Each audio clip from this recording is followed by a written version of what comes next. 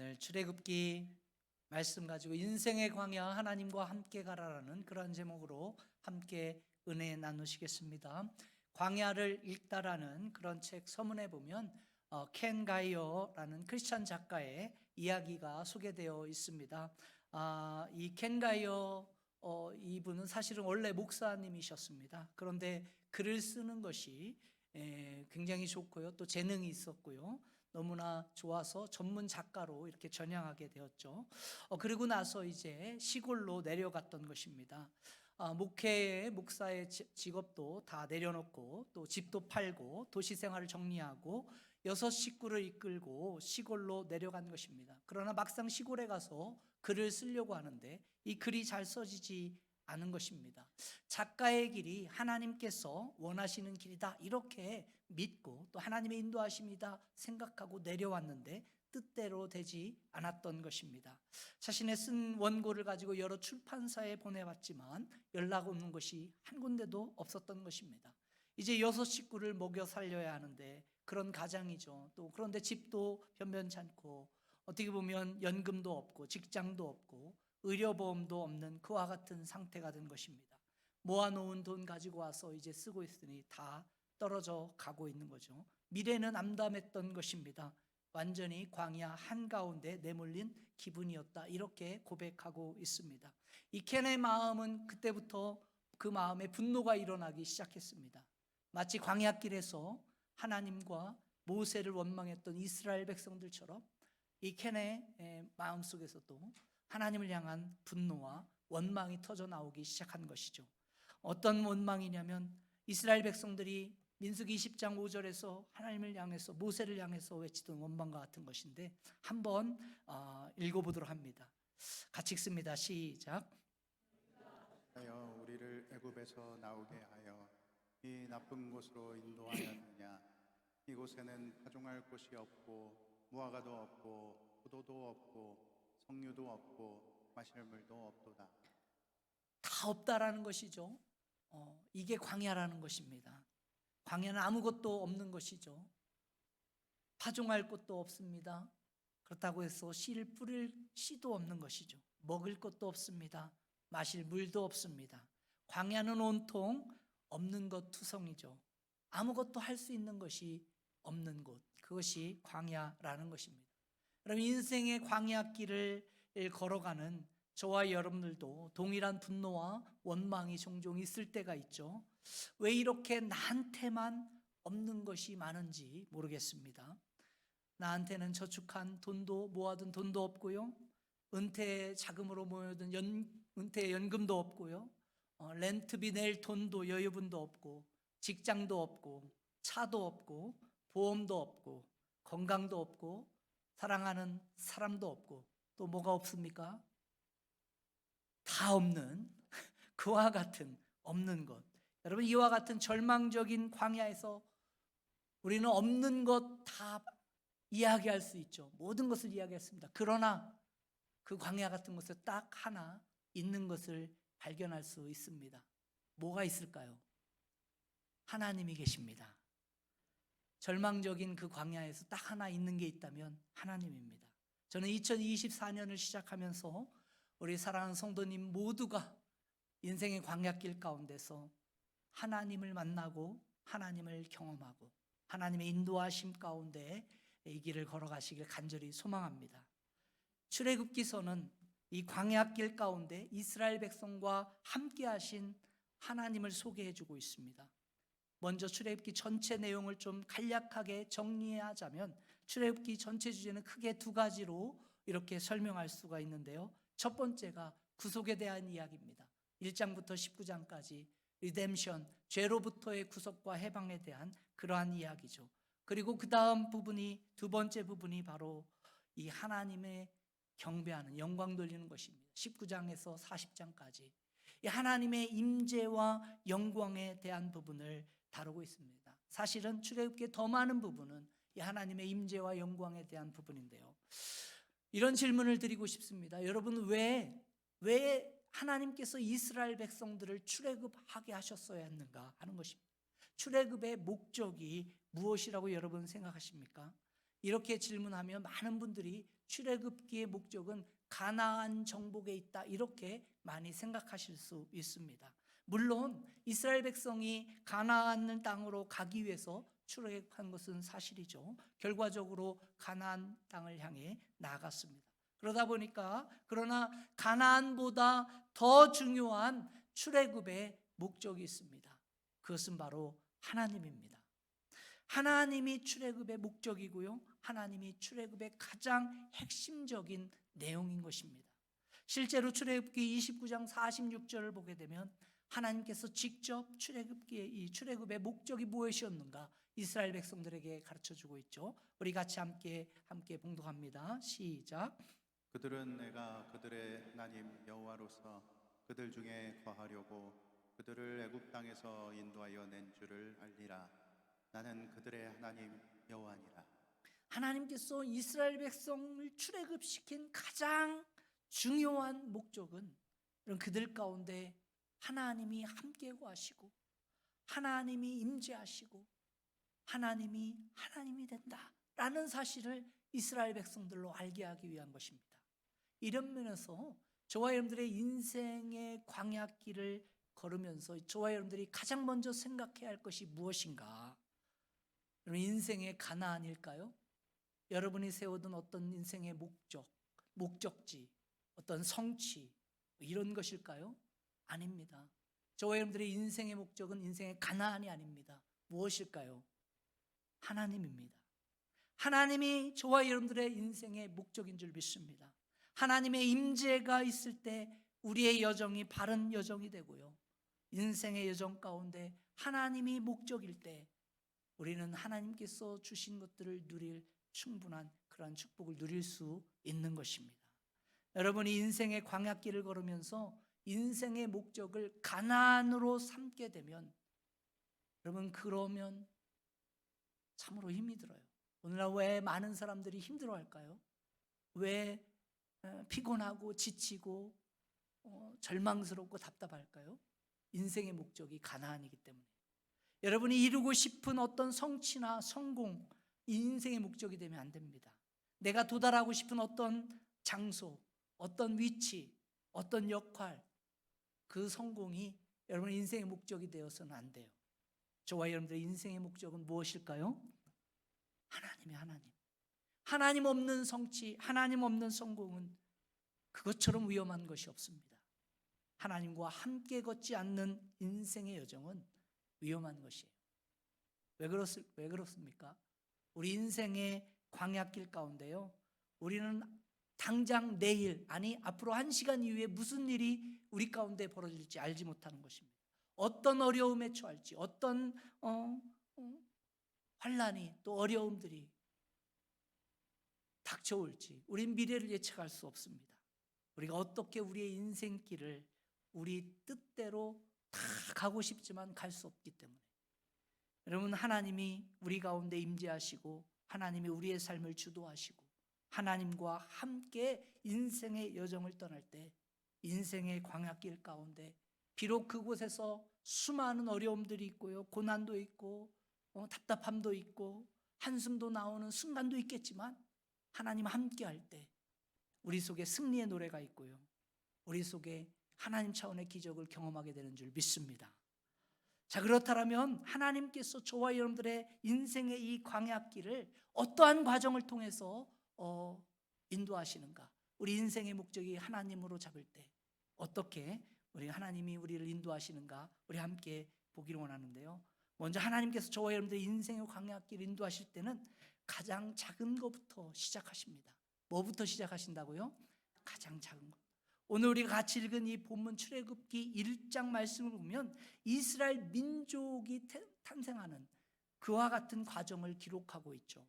그런데 하나님께서 이 이스라엘 민족이라는 큰 민족, 큰 나라를 만드시는데 여러분, 가장 작은 것에부터 시작한다는 거예요. 여러분, 1장 1절과 5절을 같이 한번 읽어보도록 하겠습니다. 1절과 5절입니다. 시작. 야곱과 함께 각각 자기 가족을 데리고 애굽에 이른 이스라엘 아들들의 이름은 이러하니 야곱의 허리에서 나온 사람이 모두 70이요 요셉은 애굽에 있었더라. 자, 이스라엘 민족을 이루시는데 어디부터 시작하고 있어요? 야곱이라는 한 가족부터 시작했다라는 거예요. 자, 보십시오. 이스라엘 민족이 애굽에서의 삶은 한 가족의 이민으로부터 시작을 합니다. 오늘도 미국에 이민 오신 분들, 여러분들도 아마 그렇게 시작했겠죠. 한 패밀리, 야곱이라는 한 가족이 애굽 땅으로 이주해 감으로써 여러분 이 애굽, 이집트의 생활이 시작되는 거예요. 한 패밀리가, 작은 한 가정이 처음 애굽으로 들어갔는데, 여러분 7절 말씀 보니까 한 가정이 애굽으로 갔는데 7절 말씀 보니까 그들이 생육하고 번성해서 매우 강한 큰 민족을 이뤘다, 이렇게 이야기하죠. 7절 말씀입니다. 시작. 이스라엘 자손은 생육하고 불어나 번성하고 매우 강하여 온 땅에 가득하게 되었더라. 그럼 하나님께서 이스라엘 민족을 태동시키기 위해서 처음에는 한 패밀리, 한 가족을 그곳에 보냈습니다. 그런데 이 가족이 430년이라는 흐르는 세월 속에서 한 개의 커다란 나라, 민족을 이루게 된 것입니다. 여러분, 저는 이것이 하나님께서 하시는 하나님의 큰 역사다, 저는 그렇게 믿습니다. 작고 초라한 것처럼 보이지만 하나님이 일하기 시작하면 그것이 크고 창대한 것으로 만들어지는 것, 이게 하나님께서 하시는 일이에요. 왜 그런 줄 아십니까? 하나님 나라의 원리 자체가 그렇습니다. 여러분, 예수님께서 하나님 나라에 대한 그러한 비유의 말씀을 하실 때 겨자씨 비유를 말씀하십니다. 겨자씨 자체는 굉장히 작은 것이죠. 눈에 보이지 않을 정도로 작은 것인데 이 작은 겨자씨가 나중에 어떻게 됩니까? 큰 나무가 돼서 수많은 새들이 와 깃들 수 있는 그런 빅트리가 된다. 이게 하나님의 나라다, 예수님 말씀하시잖아요. 실제로 여러분이 집에 가셔서 마태복음 13장에 소개되어 있는 이 하나님 나라, 천국에 대한 그 비유의 말씀들을 한번 쭉 읽어보십시오. 그 말씀의 공통점이 하나가 있어요. 그게 뭐냐면 작은 거에서 큰 것이 된다는 거예요.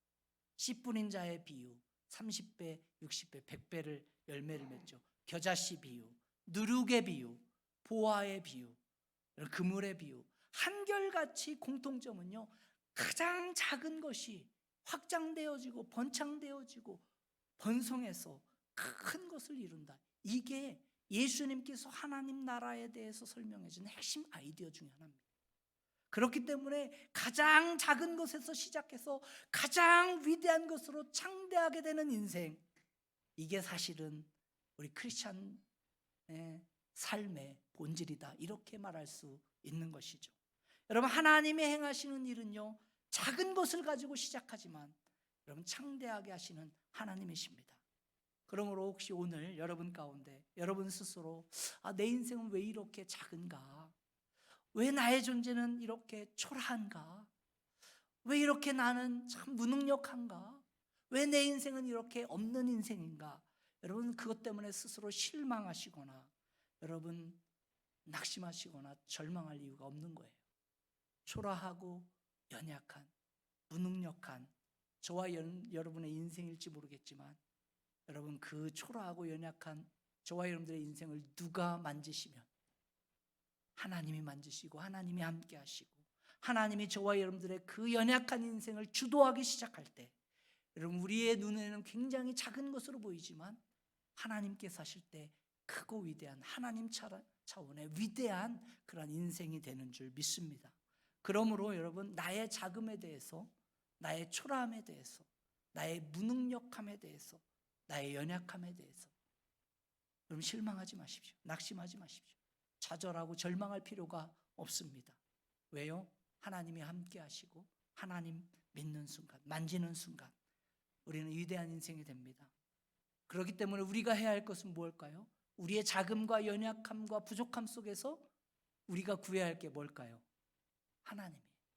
하나님의 크심, 하나님의 일하심, 하나님의 만지심, 하나님의 함께하심, 그 하나님의 임재하심과 함께하심을 바라보고 하나님 나갈 때 하나님이 일하시는 줄 믿습니다. 여러분, 자녀를 위해서 기도할 때도 마찬가지예요. 자녀들의 인생 가운데 뭔가 위대한 일을 성취하고 여러분 인생의 가나안을 향해 뛰어라, 여러분 그렇게 기도하지 마세요. 그것도 나쁘진 않지만 여러분 자녀들의 인생 속에서 하나님 함께 하기를 여러분 기도하셔야 돼요. 그 인생이 하나님께 붙잡힐 때, 그 인생이 하나님으로 더불어 나아갈 때 여러분 크고 창대한 인생이 돼요. 비록 지금은 작게 보이지만, 비록 지금 아무것도 아닌 인생처럼 보이지만 그 인생에 하나님이 개입하시고 하나님 만지시면 세상이 감당할 수 없는 위대한 하나님의 자녀로, 큰 나무로 하나님의 나라를 이루어가게 되는 줄 믿습니다. 그래서 여러분 그렇게 기도하셔야 돼요. 한 걸음 더 나아가서 하나님께서 저와 여러분들의 인생의 광야길 인도하실 때 어떻게 인도하시냐? 고난을 통해서 강하게 하십니다. 뭐를 통해서 강하게 하신다고요? 고난을 통해서. 오늘 8절 말씀을 보시면 이스라엘 민족이 처한 새로운 도전, 직면이 하나 소개되어 있어요. 같이 한번 볼까요? 8절 시작. 요셉을 알지 못하는 새 왕이 일어나 애굽을 다스리더니.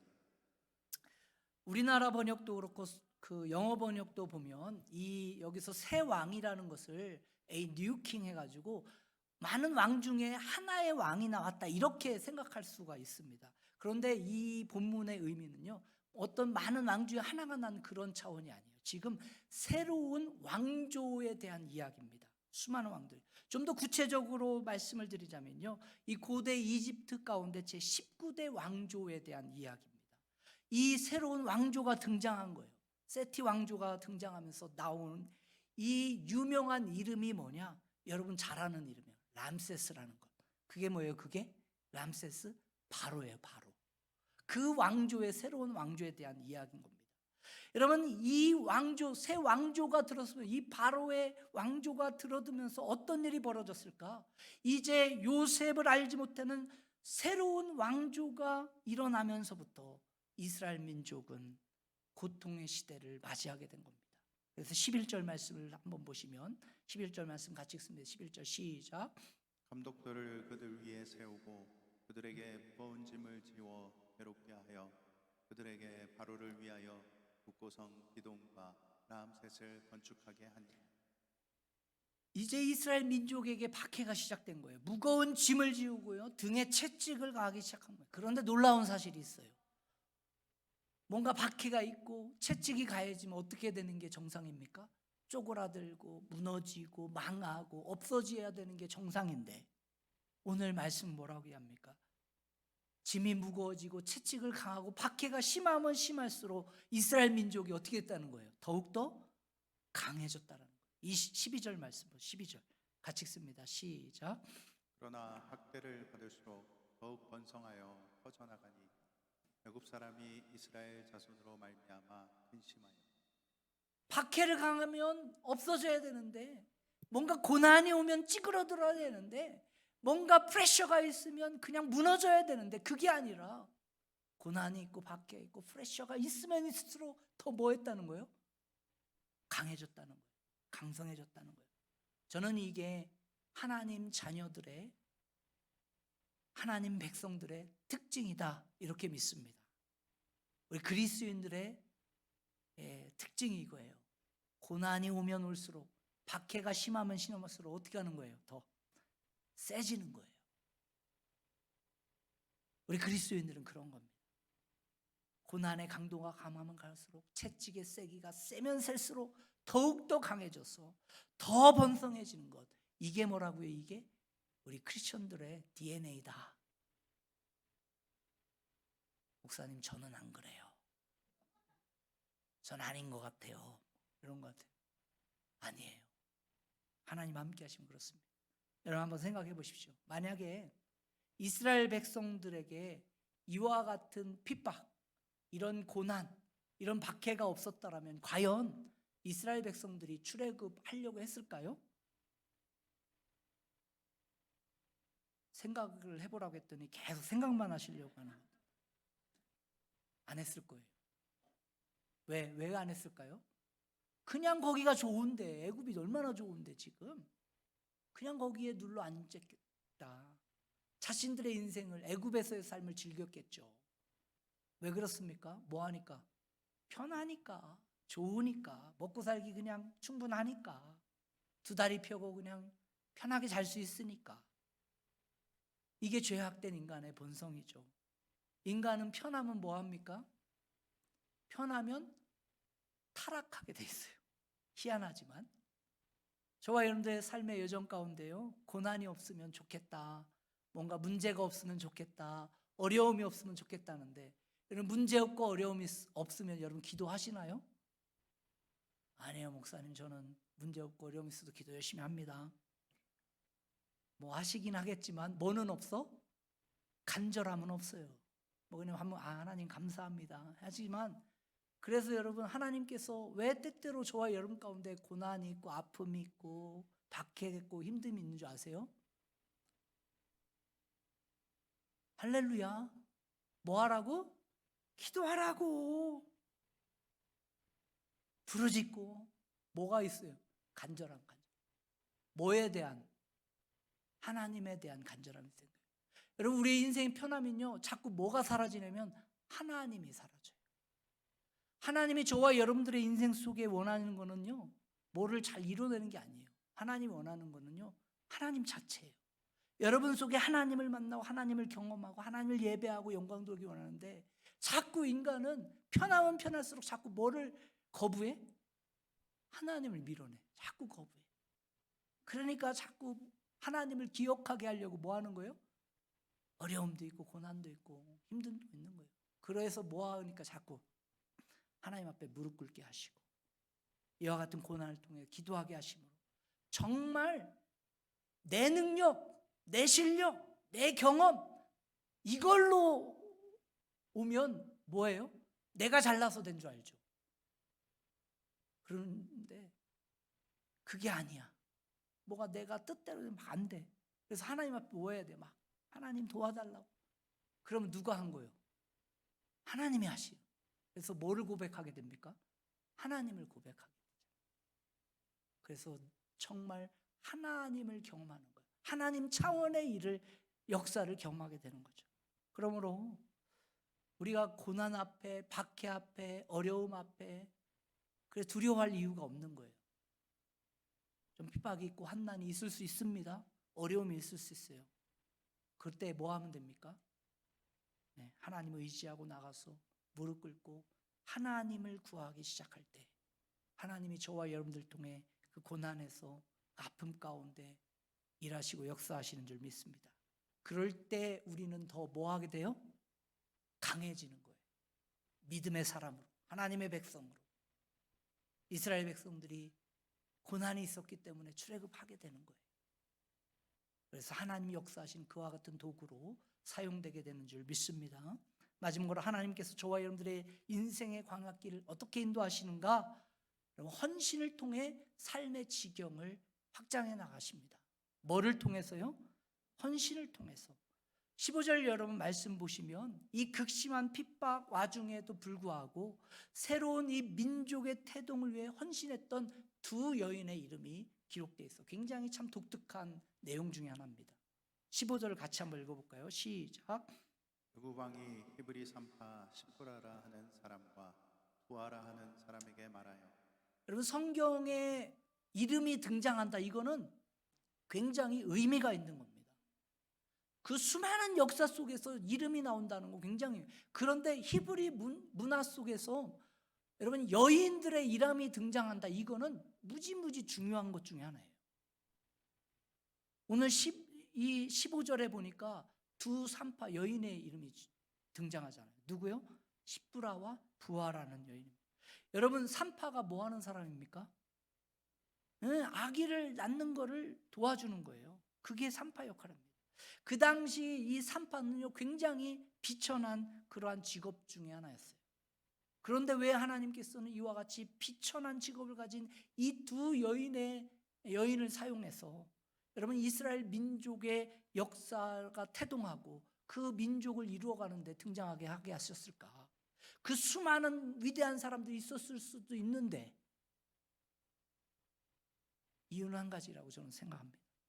이들의 경건한 하나님을 향한 그 헌신, 하나님을 두려워함, 이것 때문이라고 저는 믿어요. 그들의 그 하나님 두려워하는 마음이 있었기 때문에. 여러분 15절을 여러분 다시 한번 보시면 애굽 왕 바로가 이 두 사람에게 명령을 내립니다.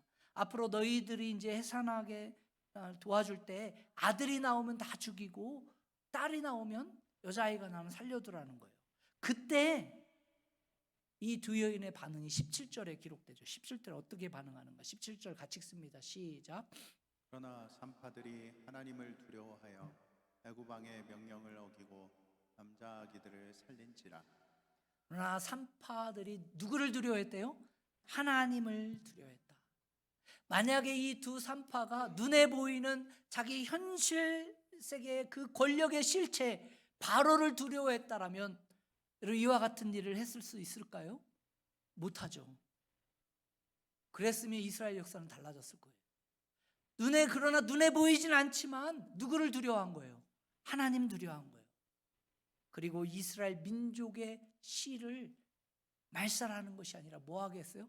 살려두는 겁니다. 이게 어마어마한 일이에요. 여러분 성경에서 이스라엘의 역사 속에서 만약 이 두 산파가 자기들의 그 역할을 하나님 두려워하지 않고 권력의 실체는 바로가 두려워서 그냥 싸그리 양 낳는 아이들, 뿌리 아이들 양 다 죽였다면 역사가 어떻게 썼을까? 아마 이스라엘 민족의 역사는 거기서 끝났을 거예요. 하나님의 구속의 역사도 아마 거기서 멈추지 않았을까? 그러나 정말 연약해 보이고 보잘것없고 정말 비천한 것 같았던 이 두 여인이었지만 이 두 여인이 거룩한 헌신을 하죠. 하나님을 두려워함으로 하나님이 주신 그런 일들을 감당합니다. 그때 민족의 대가 이어지게 되고 이스라엘 민족이 다시 일어납니다. 그게 오늘 성경이 밝혀주는 역사예요. 오늘 이 시대에도 마찬가지입니다. 이 두 산파와 같은 사람이 필요해요.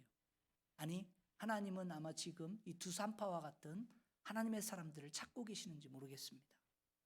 오늘 이 시대도요, 세상의 권력을 두려워하고 세상을 두려워하면서 하나님 두려워하지 않는 이와 같은 세대에 우리가 살고 있지 않습니까? 교회를 나온다라고 말은 하지만 나는 기독교인이다 이야기는 많이 하지만 실제적으로 하나님을 두려워하지는 않습니다. 정말 하나님을 경외함으로 하나님을 두려워함으로 하나님의 뜻을 이루기 위해서 내가 희생될지라도 내가 위험에 처할지라도 그 하나님의 사명을 위해 일할 수 있는 이 두 산파와 같은 사람들을 하나님은 지금도 찾고 계신 줄 믿습니다. 이와 같이 두 산파가 위험을 무릅쓰고 하나님을 경외함으로 이 아이들을 살려냈을 때 어떤 일이 벌어졌는가? 오늘 20절 21절 같이 한번 읽어보십시다. 20절 21절 시작. 하나님이 그 산파들에게 은혜를 베푸시니 그 백성은 번성하고 매우 강해지니라.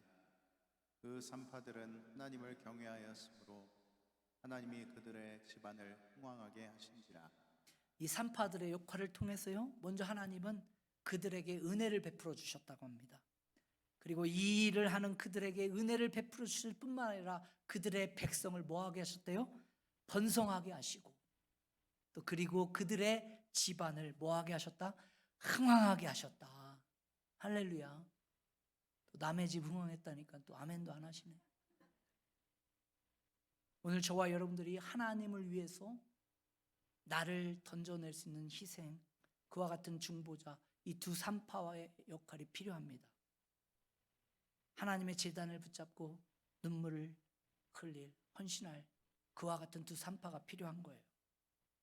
그럴 때 수많은 사람들이 살아나고요, 그 속에서 하나님의 나라가 확장되어집니다. 여러분의 가정을 위해 이 두 산파의 역할을 감당할 사람 하나님이 부르시는 거예요. 그럴 때 여러분의 가정이 살아나고요, 인생이 번성되게 되는 일을 경험하게 됩니다. 이런 면에서 저는 2024년도 우리 귀한 성도님들 한 분 한 분이 이 두 산파와 같이 거룩한 헌신을 감당해 내심으로 말미암아 하나님의 흥왕케 하시는 그 역사들을 다 경험하시길 주님 간절히 축원드립니다. 가정에서 여러분들이 산파 역할을 감당하십시오. 그래야 가정이 깨어납니다. 여러분의 목장 가운데서 여러분들이 두 산파의 역할을 감당하십시오. 그래 목장이 살아요. 교회 사역 현장에서 여러분들이 두 산파처럼 거룩한 헌신을 감당해낼 때 하나님 나라 확장되어지고요, 하나님의 영광이 선포되는 줄 믿습니다. 혹시 여러분 가운데 여전히 나는 나의 없음 때문에, 또 나의 자금 때문에, 나의 초라함 때문에, 나의 무능력함 때문에 실망하고 낙심하고 좌절하고 계시다면, 여러분 실망하지 마십시오. 좌절하지 마십시오. 돈도 없고 직장도 없고 건강도 없고 하나님 왜 나한테는 이렇게 없는 것만 많게 해주셨냐라고 여러분 그럴 수 있지만, 여러분들의 그 없는 그 자금, 연약함, 부족함 통해서 누가 일하시면, 하나님 일하시면 창대케 됩니다. 하나님의 역사를 이루십니다. 하나님 만지는 순간 하나님 차원의 놀라운 역사가 이루어진 줄 믿습니다. 또한 여러분 가운데 감당할 수 없는 그 고난과 아픔과 상처와 어려움과 핍박과 환난 때문에 힘들어하시는 분 계시다면 여러분 두려워하지 마십시오. 그 고통 가운데 하나님은 함께 하십니다. 하나님이 더 강하게 하시고 일으켜 세워주셔서 오늘도 하나님 차원의 놀라운 일들을, 역사를 이루십니다.